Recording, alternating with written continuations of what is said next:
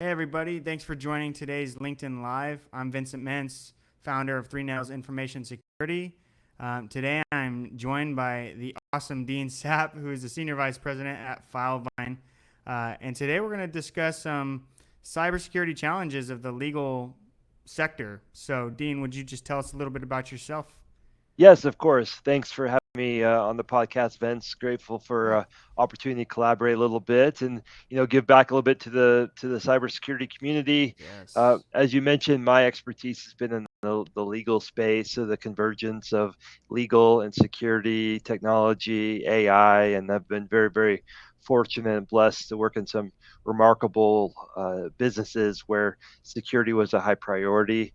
And I've also been fortunate to work in the legal industry for a very large law firm for about 8 years.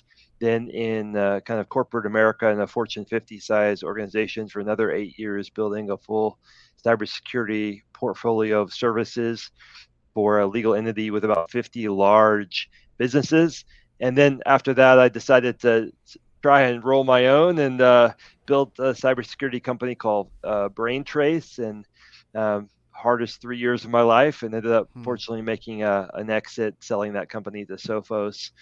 And then lately, I've been working at Filevine, and it's been a phenomenal opportunity to take all the experience with protecting law firms, responding to incidents, responding to breaches, and then building in security controls to help protect the 4,500 or so law firms that Filevine provides services to. And of course, learning from their mistakes and Hmm. applying them to our security program. So grateful to have the chance to talk today. Thank you, Dean. I'm excited to just jump right into it. Off live, we've talked a bit about some of the unique challenges that legal firms are facing in the cybersecurity realm, and I'm just going to hand the mic to you. And if you would just give us the lowdown on what's going on in the legal world with cyber and all the things that you've sort of had to jump in and help out and bring solutions to. Happy to do so. The legal industry is a fascinating industry. If we think about the type of valuable data out there, merger and acquisition data, or large land purchases or acquisitions of property for new roads or construction, the markets, patents, trademarks, copyrights. These are all the types of data that law firms have on a regular basis. So it's extremely valuable to someone who wishes to play the markets or to leverage technology to take patent information before a product's brought to market and to bring it to market in another country where perhaps those patents don't have efficacy or force. So law firms are in that position where they have all of this valuable data, but because of honestly the partnership model, a lot of law firms at the end of the year they divide up all the profits and revenue and split it amongst the shareholders. So they're sort of disincentivized to reinvest a lot of the money into cybersecurity. And of course, a lot of law firms do. They invest heavily and they have security practitioners and security programs to help defend their clients. But when firms are small, they have to make tough decisions, and they don't always have an IT resource or a security resource to kind of guide them through this challenge. And because hackers are smart too, they're creative, and they they listen to their moms when they were kids, and they share passwords that they have found. They have shared data dumps and all kinds of paste bin data collections over the last 10, 15, 20 years. And, most people are creatures of habit. We use the same passwords often with our online accounts, maybe our bank account or our email account. And because of that tendency and the hackers sharing all of this information, it's wide open. If you've ever been to Have I Been Pwned, you can check your email address and see how many data breaches that email was likely exposed in. I did a check just this morning just to kind of check in every few months. And I think one of my primary emails I've used for quite some time has been involved in 24 data dumps. So that's a Wow. lot of exposure of my name and address and information.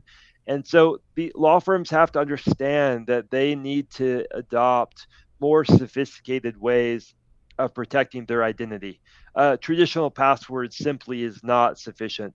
A lot of security practitioners will talk about using a secure passphrase, but I would say even a passphrase, 12 to 16, maybe 20 digits is a good start. But the reality is you need to understand your risk profile as a firm and then implement a security control that will help mitigate that. So that might be a second factor, like a one-time token, or it could even be a Google Authenticator or a Microsoft Authenticator message, or even a hard token.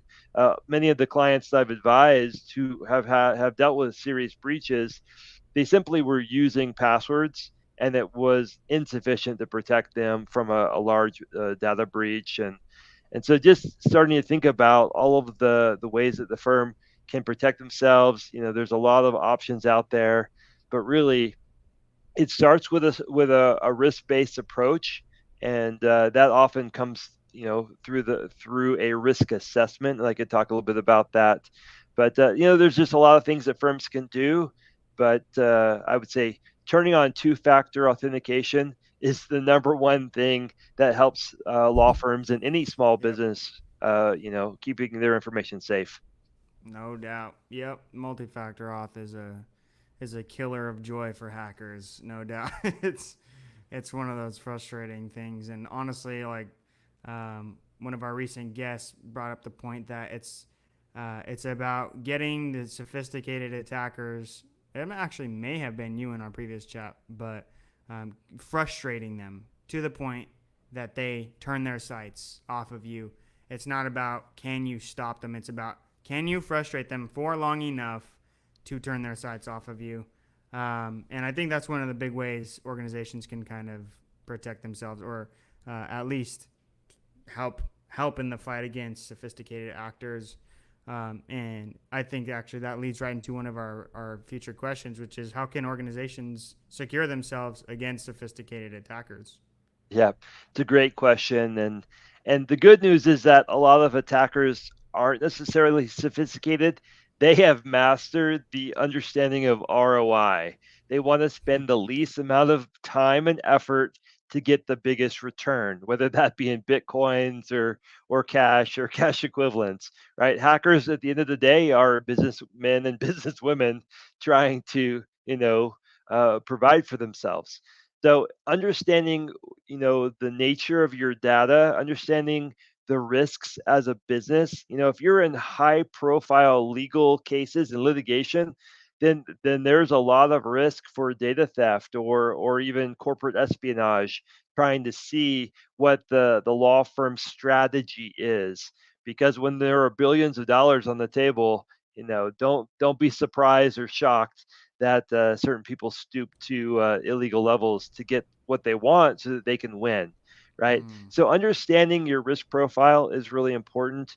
I once had a client that they didn't really think that they were at risk for any type of data theft or loss, and I remember talking to the security guard at this particular firm one morning, and they say, you all really need to tell your summer associates to bring in their access badges. I've had to let this summer associate in 3 times over the last 3 days, and she even came in over the weekend. And so mm, I remember talking to the office administrator for that firm the next time that next morning, and they reviewed their list and didn't have any female summer associates. So the ooh, security guard had been letting someone into the firm after hours oh just my because gosh. she was able to sweet talk her way into the office. So, and this is a firm that didn't believe that they were at risk or that anyone was Mm, interested in the kind of legal work that they did. And of course, they were a full service law firm, so they mm. had tremendous value in their data sets. Wow, that boggles my mind. It's funny. I mean, part of my job is to, companies will hire us to come break in broad daylight and see who will notice, who will stop you, and it's staggering how often we get in and own the whole building and network just because I mean, people are, thankfully, I think today people are still good in their hearts. I mean, for the most part, people will believe the best in you, and they're not the last thing they're thinking is this guy is a hacker and he's gonna, ruin us if we let him in. But anyway, small tangent there is just it's important. Assess your physical security at some point. Like that's got to be included in the risk profile, which I think Dean you should expound on a little bit. How do companies identify what their risk profile is, and how does identifying that profile benefit their cybersecurity posture? Yeah, great question. Again, if they don't have internal expertise, then they can look to the FCC and other places where they have guidelines for small businesses and cybersecurity best practices. But generally speaking, retaining someone who is knowledgeable in the particular market segment of the business, like in the legal space, there's a large number of legal security consultants who understand that vertical market. But getting help is one of the first things to do. It's just like you go to a dentist to get your teeth fixed, and you go to your MD when your health problems are bubbling up. You go to a security expert when you need help in the cybersecurity space. So getting that risk assessment is so critical. There are many firms that don't think about a lot of the things like the physical risk that we just discussed. But one of the things I've seen and has been historically the case, the Chinese are the largest purchasers of US based photocopy, scan, fax machines. These copy machines, because many of them have hard drives, and every hard drive keeps a copy of whatever that data was. So there's been a tendency over the last 10, 15 years for those older devices to be purchased by the Chinese largely from law firms and corporate America because they want to get as much information as they can. So very few companies even think about what happens to that scanner copy machine when we're done Mm, with it and we get a new yeah. one Wow. replaced, right? There we have data all over the place. We put it Mm, on public Dropbox accounts or Google accounts. We are, lax with permissions. So getting a security expert to kind of look at the business, explain what you do and or have the business explain to that researcher or that mm-hmm. individual what are the core business drivers and how they drive in revenue, then they could put on their hacker hat and think about how they would go about exploiting that weakness, Yes. right? Yes. So Yes. getting it's back to getting a risk assessment conducted, or ensuring that the vendors that you use have a security program that go through audit compliance like SOC 2 Type Mm-hmm. 2, the Mm-hmm. HIPAA security rule or HIPAA privacy rule if dealing with health records and so forth. So understanding what are the compliance and security regimes designed to help protect data, and then ensuring that the business is aware of them and acting on them. Love that. Yeah. Yeah. We recently included some compliance and risk profiling and assessments into our service offerings as well. So, thank you for sharing that, Dean. I think one thing that really is really neat, and you described it to me about what Filevine, the issues that they're sort of tackling, and I think it's probably become much larger than I'm about to describe, Filevine specifically, but uh, the nature of legal departments being trained to open files.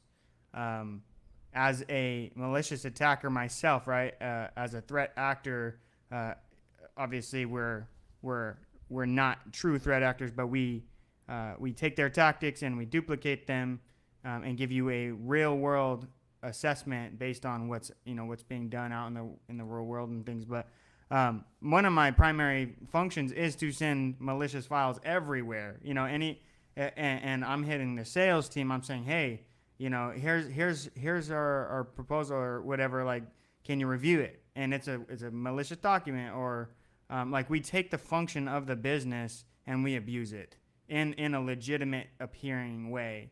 So, I mean, as a legal department, right? They probably handle thousands or hundreds of thousands of documents a year, and so, I mean, tell us a little bit about maybe any experiences that you've had to uh, dive into to mitigate issues like that, or how do law firms tackle this type of issue? That's a great question, Vince, because really the role of an attorney is to review evidence and then to help write opinions or legal documents to best represent that individual. So by training and by function, they open things, right? So I've actually been involved in several clients where they didn't realize it, but Sally that they were representing in a personal injury case, her email inbox had been compromised because she was using, Sally's password as a password. Right? The bad guys were able to figure out her password, access her email, and then they saw, oh, look, Sally is talking with this law firm. Oh, she sent a retainer. That's interesting. Oh, and they're asking for her to provide evidence for the crash. She has, some x-rays from the doctor's office. She has a police accident report and other, relevant facts that the law firm needs. So all the attacker has to do is see that there are these legitimate requests, and then, like you said, fabricate a document or take a document that she stored on her OneDrive or her Google Drive that you have access to because you were able to guess her password, and then manipulate it. Embed some malware, embed a stage two, uh, you know, piece of malware that will then give you command and control of her whole computer, Mm, whatever it may be. And then you send it to the law firm. The law firm, if they aren't, using best practices, they may not be scanning those documents coming out of, Google Drive or Dropbox. For sure. FileVine, we actually use three different scan engines for this very reason, because we want to look for very large file types. We want to scan for known and heuristic type attacks and Mm-hmm. other things. So we kind of believe in a belt and suspenders model. It is a shared responsibility model with the cloud, because every cloud provider has to ensure that they're doing their part. But Yep. then the law firm themselves, they need to make sure that they're running some type of next gen endpoint product and that it's actually working and protecting them. So having been on the side of doing incident response for many of these firms, most of them got compromised either through a ransomware attachment, and that file, once they opened it, it looked like it was a piece of normal evidence. They just Yep. put it in their share drive, but after 15, 20 minutes, all of the Windows devices had been fingerprinted and diagrammed by the bad guys, and they look for all the backup drives and anything online. And then once all of those things have been verified that they had ransomed the data, and what they recently do is they also make a copy of all the firm's data so that they can then sell it and go through it later for other financial gain. But once they've verified all of the devices and backups, then they ransom the entire network. Mm, And now the firm's in this position where, oh shoot, we can't get to our files. The bad guy has a copy of all of our files. We have mm-hmm. to pay a ransom to get it. Now we have a data breach event, and we have to go notify all of our clients that their data, may be in the bad guy's hands. So it's really a tough Mm, situation. And we've responded to probably 30 of these, and in all 30 cases, our security protocols at FileVine prevented the bad guys from getting to the customer's docs. They couldn't encrypt them, they couldn't access them, mm, or anything of that nature. So, having a robust cloud strategy is one way to defend against ransomware, and it's one of the things that firms can do. But that same email attack may not help, or may lead to a wire fraud issue where maybe there was a settlement and the insurance company sent the money to the law firm. It's in their escrow account, and now they're going to wire it back to the victim. And if those wiring instructions, for example, are modified by the hacker, now the next thing you know, you've got $100,000 going to the hackers instead of going to the victim for medical expenses. So there's quite a few avenues that I see the bad guys going after: the wire fraud or email compromise, malicious attachments, and then even USBs. I've seen USBs get dropped in the parking lot of a few clients that were in large cases, and next thing you know, that USB that says Vicky's wedding photos gets plugged into the laptop because Yep. somebody trying to help Vicky get her photos back just became a victim themselves, and their computer's Mm. compromised when they plug in that USB drive, and malware is loaded onto the computer. So it sounds like to me like what FileVine's solution is essentially pull the infrastructure that would be compromised sort of out of the typical network, and remove that sensitive information, so that even if that internal network gets compromised somehow, at least the critical information is unreachable, or at least more difficult to reach, and probably exfiltrate from the platform, from your platform and things. Does that sound pretty That's accurate? right. And every Okay. time, not to get into too many specifics, but whenever a case document or piece of evidence is uploaded into our platform, that file becomes inert. It cannot Mm-hmm. execute, macros cannot run, it cannot see other documents individually. They're logically isolated. And so it does provide that layer of protection. And then we believe in defense in depth. We have web application firewalls, we have intrusion detection, intrusion prevention, multiple, like I said, AV and next gen endpoint products, and a whole host of ways that we ensure that we have at least four factors for the majority of our access to get into the infrastructure on behalf of the client. Mm-hmm. So the goal is keep the people as far away from the technology as you can, and then we leverage software development life cycles, a CI/CD pipeline, and we deploy our application via code. So there aren't people logging on the servers. Instead, there's a pipeline where we change out our infrastructure on a monthly or more often basis. So we're bringing brand new, patched, hardened operating systems, and then we layer our code on top of it.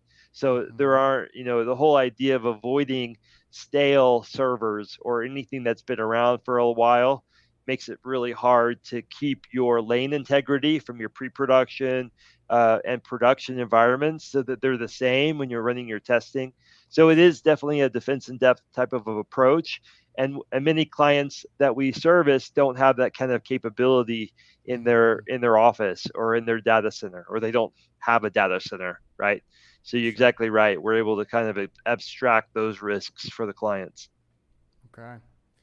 I mean, I think that's a really great way to remove a large attack surface, or at least not attack surface, but well, I guess yeah, attack surface, and just the risk of having sensitive information in a network is always difficult because one, compliance, two, you like you said, like this, most firms probably don't configure things well or right. I mean, that's my experience in this industry is most networks aren't well configured currently, but who knows? Maybe with the future enhancements of AI, and I mean, maybe it'll be more within reach of the average network administrator.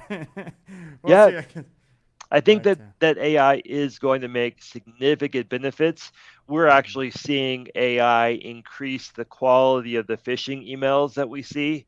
You Mm-hmm. know, Oftentimes phishing emails have uh, poor grammars and they're not well written, and there are Right. some telltale signs.